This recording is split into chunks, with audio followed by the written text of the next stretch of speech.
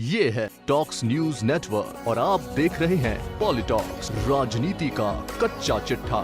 देश के 5 राज्यों में होने वाले विधानसभा का चुनावी घमासान चरम पर है, लेकिन इन चुनावों में जो अजब बात देखने को मिल रही है वो यह है कि भाजपा से नेताओं का मुंह खत्म हो रहा है, यानी उल्टी गंगा बह रही है। बीजेपी के उत्थानी साल 2014 के बाद से देश की सबसे पुरानी पार्टी कांग्रेस से नेताओं का पलायन होता रहा है, लेकिन अब लगभग 7 साल बाद सियासी चर्चा यह है कि दल बदल करके कांग्रेस से भाजपा में गए नेताओं को सबक मिलने लगा है। उत्तराखंड और मणिपुर और गोवा सहित अन्य राज्यों में इसके उदाहरण देखने को मिल रहे हैं और ऐसा भी माना जा रहा है कि जल्द ही इसका असर देश भर में दिखाई दे। आपको याद दिला दे कि मणिपुर में पिछले विधानसभा चुनाव में कांग्रेस के 28 विधायक जीते थे, जिनमें से 16 ने पाला बदलकर भाजपा का दामन थामा था।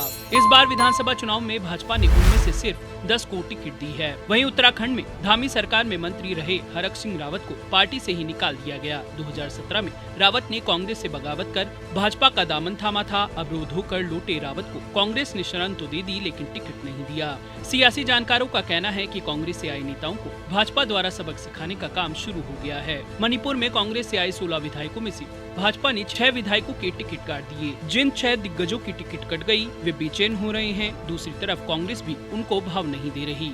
बताया जा रहा है कि भाजपा के द्वारा टिकट काटे जाने के संकेत मिलने पर गोवा में भी कांग्रेस छोड़कर भाजपा में जाने वाले नेता घर वापसी कर रहे हैं। उनको पहले ही लग गया था कि भाजपा टिकट नहीं देगी, इसलिए उन्होंने कांग्रेस या तृणमूल कांग्रेस का रुख किया। मणिपुर से यह बात साबित भी हुई। ऐसा माना जा रहा है कि जिन राज्यों में अब भी कांग्रेस का आधार मजबूत है, वहाँ दल बदल करने वाले विधायकों और नेताओं की घर वापसी शुरू हो गई है। कांग्रेस के एक जानकार नेता का कहना है कि मणिपुर, उत्तराखंड और गोवा के घटनाक्रम से कांग्रेस नेताओं को सबक मिला है और वे भाजपा में जाने से पहले 100 बार सोचेंगे। उत्तराखंड में भी कांग्रेस के कई नेताओं ने घर वापसी की है। हालांकि पार्टी के एक पूर्व अध्यक्ष किशोर उपाध्याय इसी बीच भाजपा में गए और पूर्व मुख्यमंत्री विजय बहुगुणा का परिवार अब भी भाजपा में ही है, लेकिन हरक सिंह रावत ने घर वापसी कर ली है। हरक सिंह रावत ने पिछले विधानसभा के दौरान बड़ा दल बदल कर भाजपा ज्वाइन की थी और कांग्रेस की सरकार बनते बनते रह गई थी। हरक सिंह रावत बहुत पहले से ही कांग्रेस के संपर्क में थे। इस बात की जानकारी जब भाजपा के बड़े नेताओं को लगी तो हरक सिंह को बाहर का रास्ता दिखा दिया गया।